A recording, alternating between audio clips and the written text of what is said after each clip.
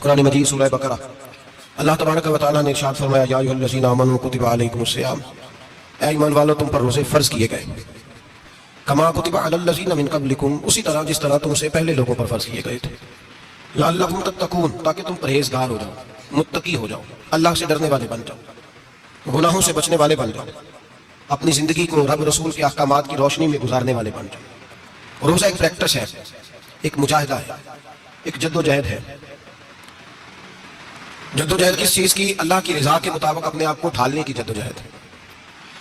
صوم کا لغوی معنی ہوتا ہے رک جانا، حلال رزق سامنے پڑا ہے، حلال مشروب سامنے پڑا ہے، حلال رشتہ بیوی کا موجود ہے، لیکن ان سب چیزوں سے حالت روزہ میں رکنا، اللہ کی رضا کے لیے رکنا، اس کا نام روزہ ہے۔ تو صوم کا معنی رکنے کے ہیں، پرہیز کرنے کے ہیں، بچنے کے ہیں۔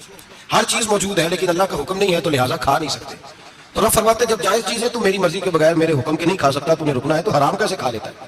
جب جائز چیز کے لیے تجھے حکم ہے، میں کہوں تو کھائے گا، میں کہوں تو نہیں کھائے گا، میں نے حکم دے دیا جائز ہے، روٹی ہے، کھانا ہے، گوشت ہے، تیری فریج میں پڑا سارا کچھ، تو با اختیار ہے، منہ میں دانت بھی ہے، ہضم کرنے کو ہاضمہ بھی ہے، بھوک کی شدت بھی ہے، پر میری اجازت کے بغیر تو کھا سکتا، روزہ رکھ لیا تجھے حکم نہیں کہ تو کھائے۔ جب جائز چیز میری مرضی کے بغیر نہیں کھا سکتا تو ناجائز کیسے کھائے گا؟ میرے نبی پاک علیہ الصلوۃ والسلام نے اپنے خوبصورت الفاظ کے اندر اس مفہوم کو بیان فرمایا۔ محبوب پاک صلی اللہ علیہ وسلم فرماتے ہیں جس نے جھوٹ نہیں چھوڑا، غیبت نہیں چھوڑی، برائی نہیں چھوڑی، اللہ کو اس کے بھوکے پیاسے رہنے کی کوئی ضرورت نہیں۔ وہ کاہے کا رکا ہے؟ جب کوئی کام تو اس نے اللہ کی رضا والا کیا نہیں۔ روزہ رکھ کے دغا کر رہا ہے، روزہ رکھ کے جھوٹ بول رہا ہے، روزہ رکھ کے کم ماپ رہا ہے، تول رہا ہے، دھوکہ دے رہا ہے، رشوت لے رہا ہے، فراڈ کر رہا ہے، حرام کا مال اکٹھا کر کے کہتا ہے اس میں سے چلو 10 دے گے بھی پکا دیں گے۔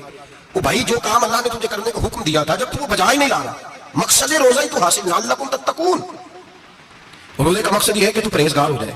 میرے نبی پاک علیہ الصلوۃ والسلام کی بارگاہ عالی مرتبت میں 2 عورتیں آئیں، یہ چیزیں کھا لو، کہنے لگی محبوبہ ہم نے روزہ رکھا ہوا ہے۔ فرمایا نہیں تمہارا تو روزہ نہیں ہے، حضور رکھا ہوا ہے روزہ، سحری سے لے کر اب تک کچھ نہیں کھایا، شام تک بھی نہیں کھائیں گی۔ محبوب نے فرمایا ذرا کہہ تو کرو، الٹی تو کرو۔ کہہ کی تو ان کے حلق سے خون بھی نکلا اور گوشت کے لوتھڑے بھی نکلے، بوٹیاں بھی نکلی۔ نبی پاک نے فرمایا وہاں بیٹھ کے تم نے اپنے جاننے والوں کی غیبت نہیں کی، چغلی نہیں کھائی؟ خاموش ہو گئی، گردنیں جھک گئی۔ نبی پاک نے فرمایا تم نے قرآن نہیں پڑھا کہ جو اپنے بھائی کی غیبت کرتا ہے وہ مردہ بھائی کا گوشت کھاتا ہے؟ تو گوشت کھا کے بھی تمہارا روزہ رہ گیا۔ کس طرح کا روزہ ہے کہ صاحب روزہ رکھ کے نہ رکھنے والوں پہ تنقید کر رہے ہیں؟ تراویح پڑھ کے نکلے ہیں تو کہتے ہیں میں اکیلا ہی نیک ہوں، باقی تو محلے میں کوئی پڑھتا ہی نہیں۔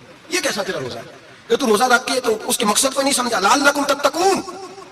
روزہ دار تو وہ ہے کہ روزہ رکھا ہوا ہے، کھانے بھی سے رکا ہے، پینے سے بھی رکا ہے، عمل زوجیہ سے بھی رکا ہے، پھر وہ جھوٹ سے بھی رکے، غیبت سے بھی رکے، بدنگاہی سے بھی رکے، حرام خواری سے بھی رکے، رکے ساری چیزوں سے۔